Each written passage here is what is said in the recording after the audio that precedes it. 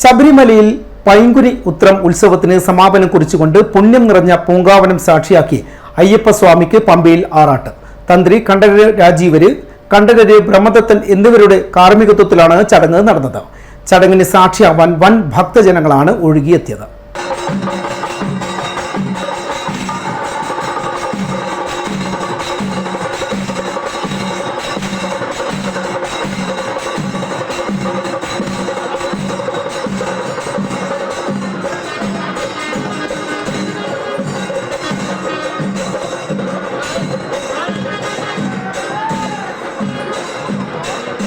പൈങ്കുനി ഉത്രോത്സവത്തിന് സന്നിധാനത്ത് വൻ ഭക്തജനത്തിരക്കാണ് അനുഭവപ്പെട്ടത്. ഘോഷയാത്ര സന്നിധാനത്ത് നിന്നും പമ്പയിലേക്ക് പുറപ്പെട്ടു.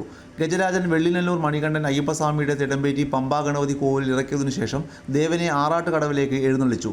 ആറാട്ടിനു ശേഷം അയ്യപ്പസ്വാമിയെ ഗണപതി ക്ഷേത്രത്തിലെ മണ്ഡപത്തിലേക്ക് ആനയിച്ച് നാമജപ ഘോഷത്തോടെ സന്നിധാനത്തേക്ക് തിരിച്ചു. തുടർന്ന് ചടങ്ങുകൾ പൂർത്തിയാക്കിയ ശേഷം കൊടിയിറക്കത്തോടെ ഉത്സവം സമാപിച്ചു. വിഷുവിളക്ക് പൂജ ഉള്ളതിനാൽ 18 വരെ ഭക്തജനങ്ങൾക്ക് ദർശനത്തിന് സൗകര്യവുമുണ്ട്.